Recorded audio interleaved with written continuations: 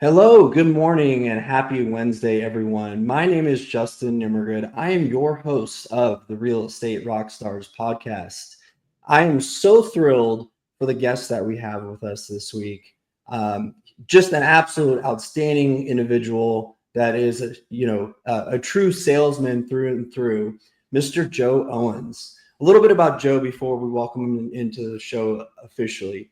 Uh, he recently wrote a new book called "In the RockStar Real Estate Agent," where he takes as a longtime music industry insider turned top producing real estate professional. He shares lessons that he learned from decades spent behind the scenes with some of the biggest names in rock.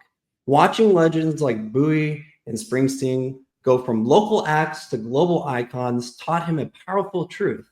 Success doesn't come from chasing every trend. It comes from knowing who you are, owning your sound, and serving your audience better than anyone else. And it turns out the same principle applies to real estate. How fitting that we have the author of the real estate in the Rockstar Real Estate Agent, Joe Owens, on here today with us. Joe, welcome to the show. Morning, Justin. How you doing? I'm doing well, Joe. I'm doing well.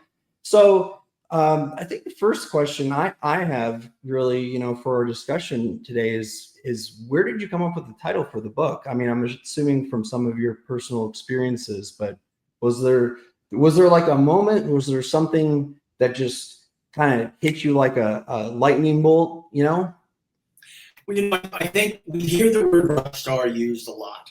The Mhm. rock star bus driver and the rock star school teacher and the rock star HR person and, that kind of stuff. And I think people equate rock star with glamour and glitz and being fantastic and super duper and all that.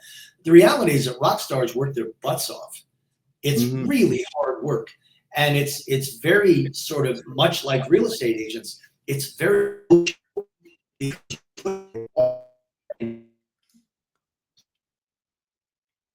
so massive rejection that you can have if it doesn't work is terrible.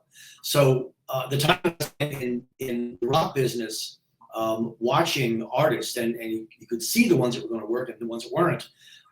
They find a niche, they perfect it, they lock in on it, and then they bring those fans along with them and they grow that audience. People know what they want to get and they come to them for that. And so I saw that with successful real estate agents that, the ones who had the beachfront property, the ones who did the mid-century Mhm. modern only, the ones who did the luxury only, they developed a reputation. And then that reputation did the selling for them. It did the lead generation for them. So they attracted business. So when I came up with this, I thought, a real rock star real estate agent is the one who understands that find your lane, stay in it, leverage it, and business will come to you, and you're not going to be lead generating for 20 years. Yeah, it's funny you bring that up because I see that a lot. I'm sure you saw that a ton. Obviously, come to these sorts of epiphanies, if you will, and it just seems like most of the I'll say most, honestly, most of the industry, most of the agents in the industry are constantly chasing business, and there's a whole nother side of the ball game, like you said, that you can actually attract it and attract it in loads that you can't even begin to think you can handle. So I'm just curious, in your experience, do you have like maybe a story to share about either an agent or even yourself, right? And kind of when that turning point was when you were able to really scale the business to the next level. I think one of the best, actually, one of the best examples is the young lady that wrote Oh, Angela, and on Amazon. You actually don't have to buy the book; you get the sample, and you can read her forward. But she specializes in mid-century modern. Those beautiful ranch houses built in the 50s Mm-hmm. and 60s, and all about the architecture, all about the time. And she started out in a traditional agent mode of call everybody that you know and make 100 phone calls a day and ask everybody that just, and so she moved on and said, look, I'm going to specialize in this particular jam. And so she literally took people on tours of mid-century homes in other countries. You know, they all get on the airplane and go to France or something. So she created a business where now she has more incoming business than she can handle.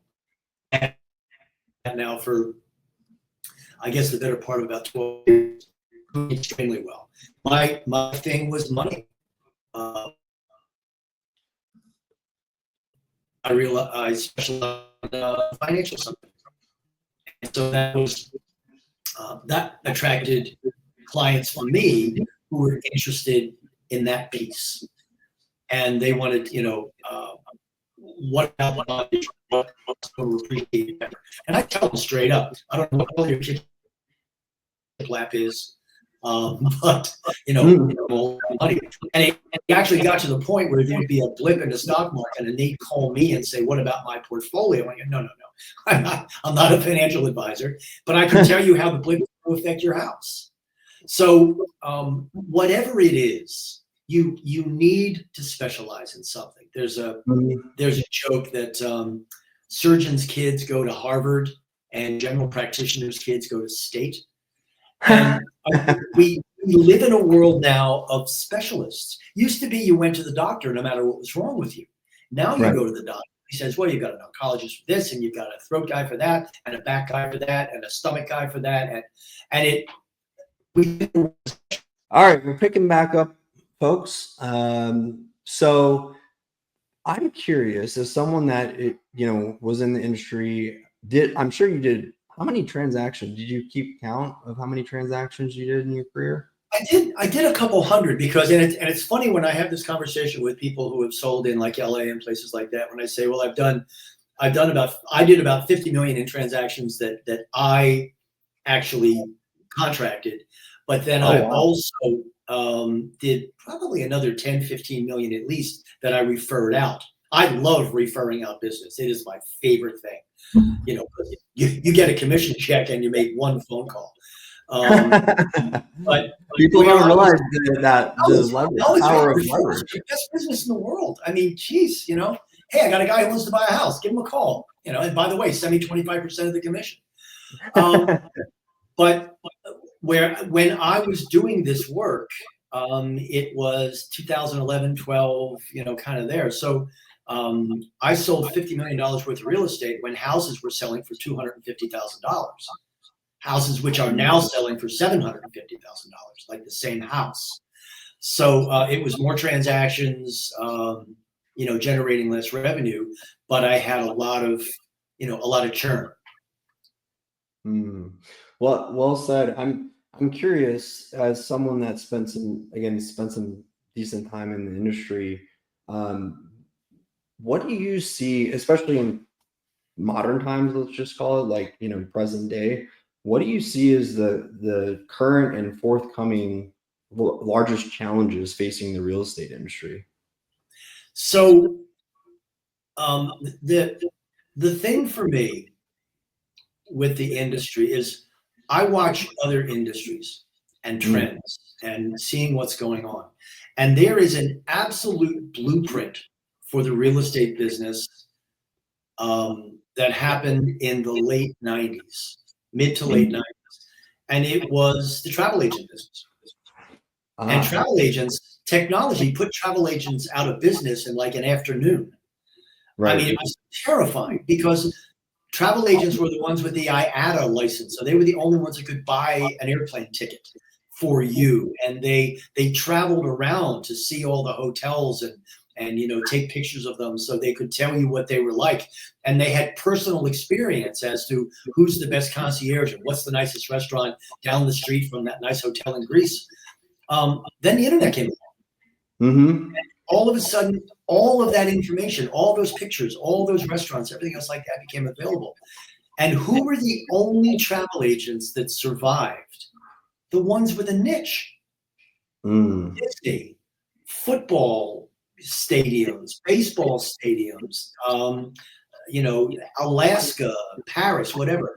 Every every travel agent that pivoted and said, I specialize in this. I know more about this than anybody else you're going to talk to. They're thriving. They're doing great. And we find ourselves in the same situation, especially since the pressure is now on agents to validate their worth. Because now you have to, once upon a time, you got a buyer agent commission simply for showing up. But now you have to convince them that you're worth it. And constant negotiation battle it's now. Constant negotiation. But simply being there and being a placeholder is not going to get you paid. So you really have to be able to articulate your value. I know more about mid-century modern. I know everything about the horror of buying a house at the beach. Mm-hmm. You cannot work in Raleigh, North Carolina and represent somebody to buy a house in Atlantic Beach. You can't, because you don't know the community. You don't know what happens in a hurricane. You don't know what the tides look like. You don't know what the EPA regulations are. And it terrifies me to watch agents take on things they know nothing about. It doesn't help the client, and it puts them at risk, not only their real estate license with the commission, but in litigation. It's crazy. And even when you dumb it down, there was a young kid that had only been in business for 3 or 4 months, and he was all excited because he had a quote unquote luxury client, which in Raleigh at that point was $1.5 million client. But when houses are selling for $250, 1.5 is good. And I said, he was so excited. He had the meeting coming up. I said, that's fantastic. I said, hey, listen, by the way, what are the appliance brands you're going to run into in the kitchen? And he went, huh? Right? Whirlpool. I said, dude, have you ever heard of a Viking stove? You ever heard of a Wolf stove? Ever heard of a Sub-Zero fridge? You're going to be Googling things in real time just to keep up. Go find yourself a luxury agent, partner the deal with them, split the commission, and everybody wins, including the customer, because you can't go around underserving a customer and expecting to build a reputation for quality. So I've seen this movie before with travel agents, and it's why I'm sort of railing against agents now, saying, for God's sake. And, our pal Ryan Serhant, first page of the book, when you go niche, you become the expert. When you're the expert, you get hired.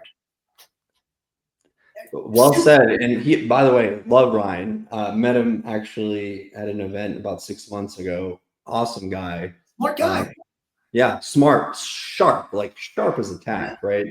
Gary Keller, same thing. You can't be everything to everybody. You have to be everything to one person. You have to be the dead-on expert for what they want to do, because they don't want a jack of all trades. They want a master of one. And if you do that, you get business. The business comes to you. Hey, Justin's the guy who does the best job in luxury homes, because you get it. You get it. You may not be able to sell land, right? And so don't try. And agents that say, well, I can do anything. No, you can't. No. That's the death trap right there. Exactly. And because of the industry now, because we have to prove our value, and because people are so litigious now, you get yourself in big trouble. You can lose your life. North Carolina Real Estate Commission are monsters. You can lose your license for looking in the wrong direction. So I think if I'm counseling agents now, which I do every now and again, it's like, look, you have to have a specialty. You have to be as good at it as it can be, because that will protect you, and it will also help you articulate your value really clearly. I've sold more of this. I know more about this. I went to every home inspection for every property I ever sold. Every single one. I never missed one. Wow. Because I knew everything about those houses in and out, and I learned tons about it. So I think these days, especially with gigantic lawsuits and all those kind of things, we really have to know our stuff to be able to prove our value. Otherwise, why hire you? Why? Well said. And I'll add one thing to what you just said, which is, because I know for me in breaking through the $1 million, market, right? It's a process. And I would say it is a process, right? You can't skip steps, as I like to say. Absolutely.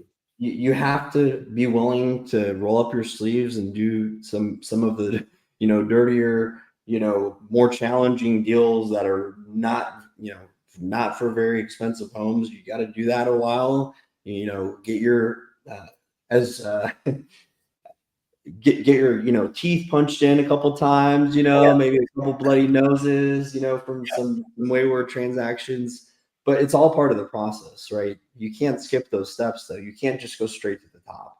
That's not how. I don't think it's not just a real estate thing. I think that's in almost any industry for that matter.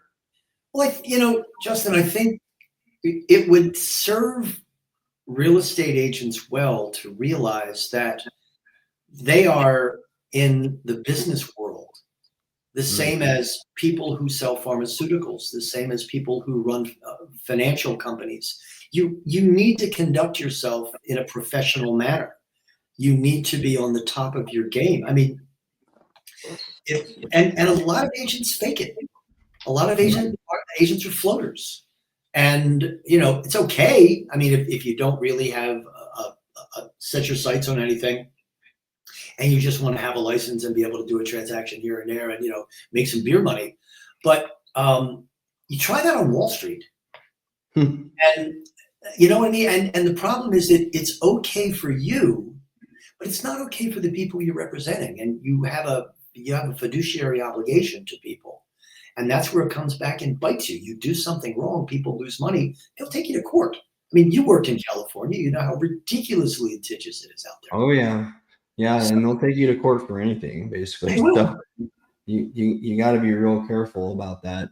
But it goes back to your point. You got to know your niche. You got to know your lane. And if you want to, by the way, you want to grow into a new lane or a new niche, that's fine. I mean, I think that's great that people want to do. I've done that myself in my career. But again, don't skip steps. Make sure you go through the proper processes.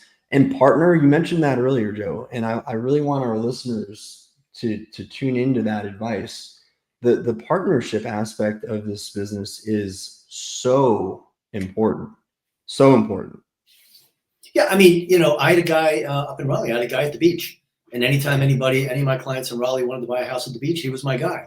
And anytime he had any people from the beach wanted to move to Raleigh, I was his guy. And we did stuff all the time together. And the problem, I think, is this, and I'm a statistics geek. On average, statistically, everybody knows 6 real estate agents. And the problem is that they all look alike. And if you want to validate that, all you need to do is go look at all their social media feeds, and all the social media feeds look alike. Just listed, just sold, under contract, the same. It all looks the same. There's no differentiation. I want to be the guy who everybody knows 5 real estate agents, and me, the financial guy. Or Angela wants to be, everybody knows 5 real estate agents and the mid-century modern specialist. You have to do something to stand out. And doing video tours of new construction on a skateboard is not standing out. It's actually copying this thing and having the 35th iteration of running after somebody in a parking lot going, I'm a real estate agent. I often wonder, and when I do stuff at brokerages, I always ask them, do me a favor, like first thing, if you want to be an internet influencer, put your hand up. Okay, great. If you want to be a real estate agent, put your hand up, because you need to pick one. What people want from your social media feed is valuable quality information that helps them with their real estate sale or purchase. They don't want to see you doing something cute on TikTok. Sorry.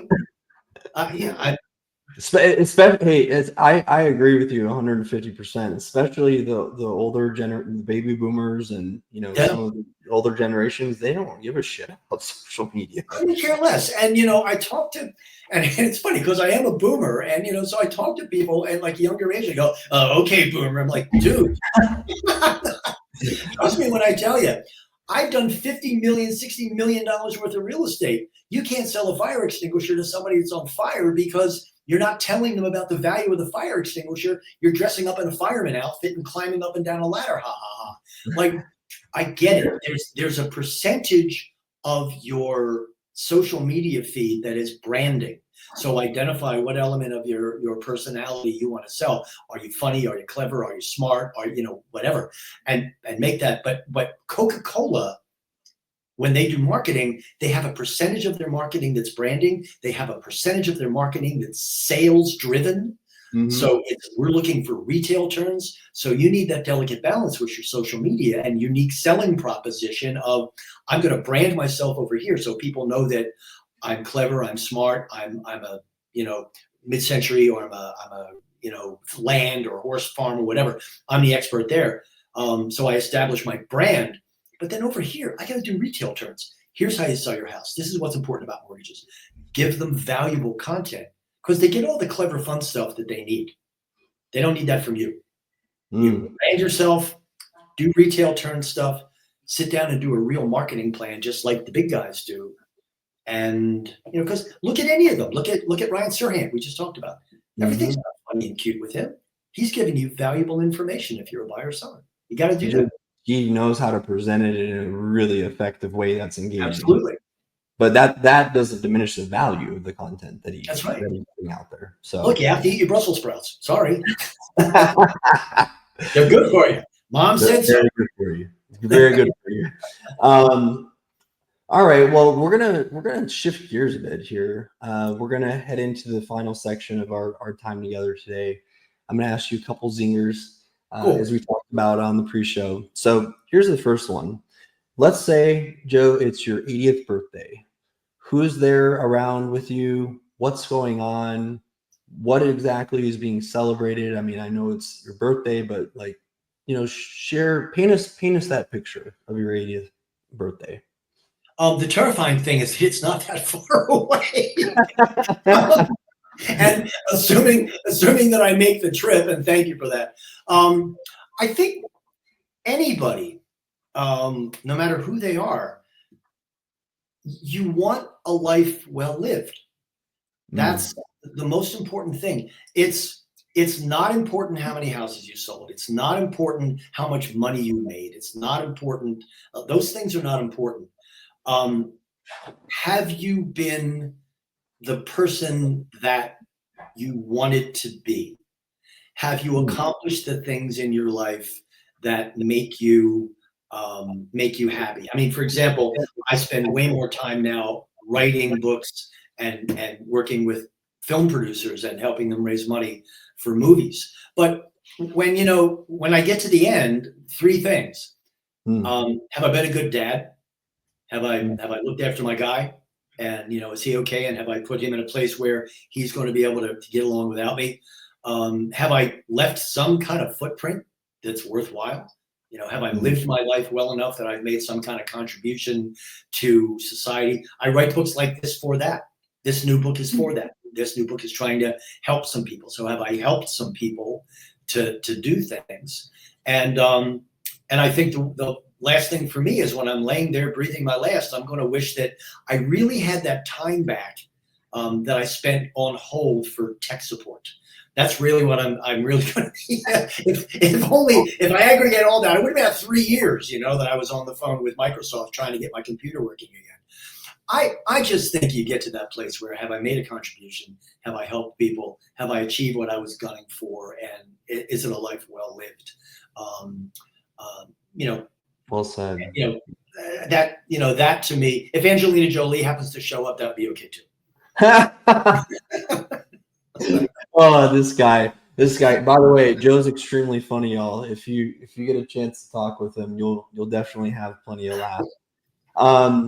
You kind of answered, or you kind of gave us maybe a preview for the next question, believe it or not. And I know this was totally unintended on your part, but so the next question is this. So let's imagine it's your last day on Earth. You can only preserve 3 items in your time capsule.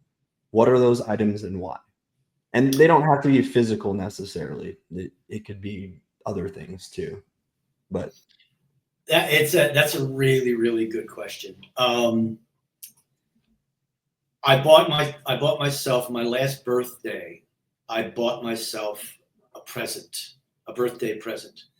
And when I was 13 years old, my parents gave me a Smith Corona typewriter. Smith Corona Royal typewriter, because they knew that I wanted to be a writer. And that was what was going to happen when I got out of college. I was going to write books.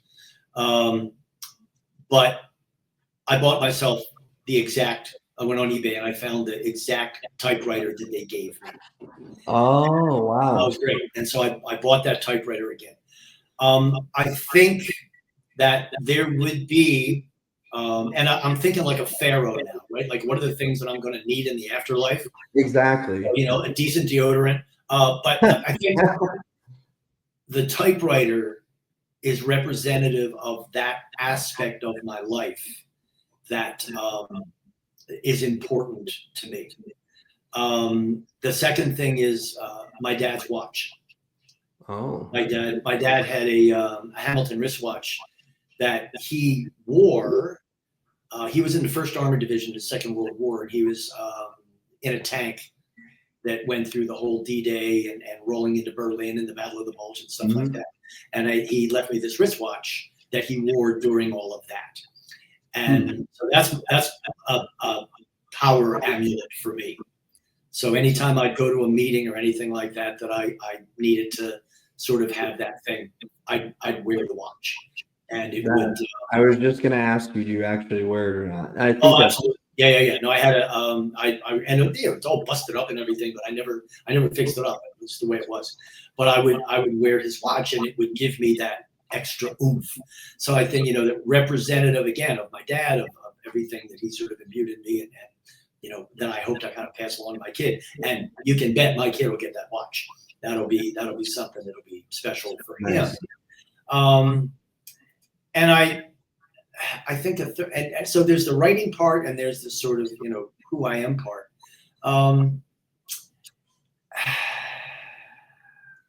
And it can be anything. You can be like way out of the box with this. Yeah, no, I'm very much a why did I say this word?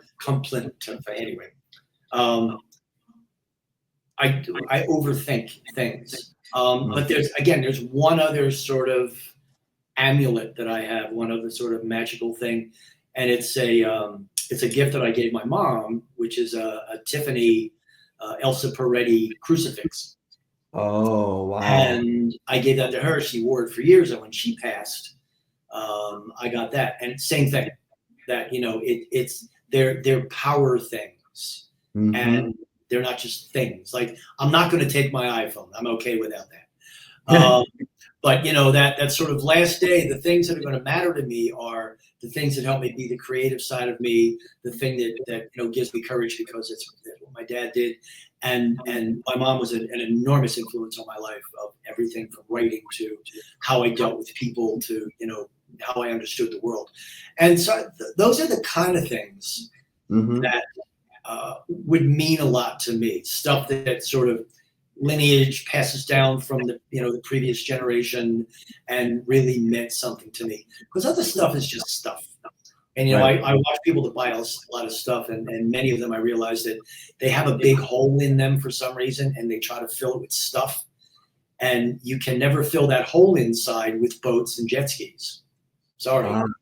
You're going to have to fill it with something that has a little bit more value and a little bit more meaning. So the stuff that brings along all of that stuff that made me me, I think that would be the stuff that I'd be looking at. Those are all great answers, by the way, and I love that you use. Is there a prize? Do I win something? Oh yeah.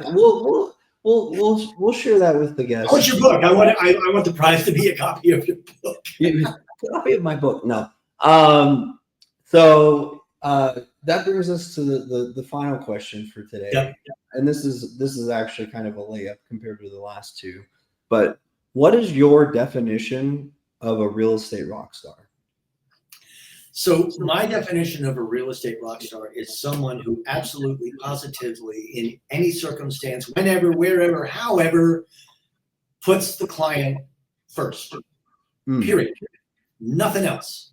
That the client is absolutely, and whether you like them, whether you hate them, whether you're buying, it doesn't make any difference. If you're not doing every single thing that you are doing in that transaction for the value and betterment and success and everything else of your client, there is no way that you're a real estate rock star. And here's why I say that. There is nothing more important to a rock star than their fans. Absolutely nothing more important than their fans. They will not do things. They will be so careful how they treat their fans. They won't do things or say things. Every time they make an album, they think about, how can I take my music slightly to the next level without doing something that they're not going to like? And there are examples of it. When U2 did Zeropa, and their fans went, wait, what's this? And you only get one shot at that. You can torpedo yourself. Or when somebody, for some unexplained reason, decided that Steve Tyler from Aerosmith should rap. But when Rush did New World Man, that was a real departure from what they had been doing, and they agonized over that as to whether or not should we do something that's a little more world music-y. So if you talk to any rock star and ask them, what is the most important thing to you, you'll hear about it. And when you go through the book, there's a quote from Mick Jagger that says, if you take care of your fans, they'll stay with you. There's a quote from Steve Tyler from Aerosmith that says, if you don't think your fans are the ones that got you here, you haven't been paying attention. And there's a great, if you read Bruce Springsteen's biography, there's a great thing from Springsteen that said, when after the River tour, he felt he lacked purpose, and he said, I'm making albums and I'm selling records and I'm having concerts successful and all that, but I don't think I'm connecting with my fans at a level that I want to. And so what he came to understand was he was writing a lot of stuff about blue collar, and what it came down to is he was writing sort of the distance between the American experience and the American dream. And he said that's, there's a gap there. And so his music was addressing that for his fans. But rock stars care about their fans. And if you want to be a rock star real estate agent, you must only care about your client. Anything else is details. That's all that matters. Real rock star real estate agents only care about their clients. Well said. Wow. Y'all, I hope you were taking feverish notes today, because Joe just put on a master class for everyone today. Oh, that's great. Thank you. I really appreciate that. We are so grateful to have had you on the show today, Joe. We'll have to have you on again in the future. Just as we leave, or before we leave today, can you share with the listeners, the subscribers out there, where and how they can connect with you? I've got a website, which is joeowensbooks.com. And on that website is email address, joeowensbooks@gmail.com. Feel free, send me an email. I'll answer them. Happy to sort of interact with folks and talk about what's up. I virtually never answer my telephone, so it's if you find a phone number, don't waste your time. But I'm eager. I work a lot with young agents and people who want to pivot or change what they're doing, and I love doing that. I don't have any sort of official consulting or coaching or anything like that. It's not my jam, but I love hearing from people and sort of answering questions. And look, the stuff that you're doing is really important, because information's power. And if people can just learn about what other people are doing successfully, and you're willing to be that conduit, it's extremely valuable. So you should be proud of what you're up to, and the people who check in on the podcast are getting for free what other people are trying to charge you money for. Well, I really do appreciate you saying that, and I'm humbled and honored to share the stage with you here today, Joe. For all our listeners out there, make sure you pick up a copy of Joe's book, The RockStar Real Estate Agent. We'll also put the description and the links and whatnot that he mentioned will be in the show notes below. So take a look at that. Like I said, pick up your copy. If you're a real estate professional, this is a book and a must read. There you have it, folks. Another wonderful episode of the Real Estate Rockstars. I am your host, Justin Nimergood, here with Joe Owens. We are signing off. Have a good one, everyone. Thanks, Justin.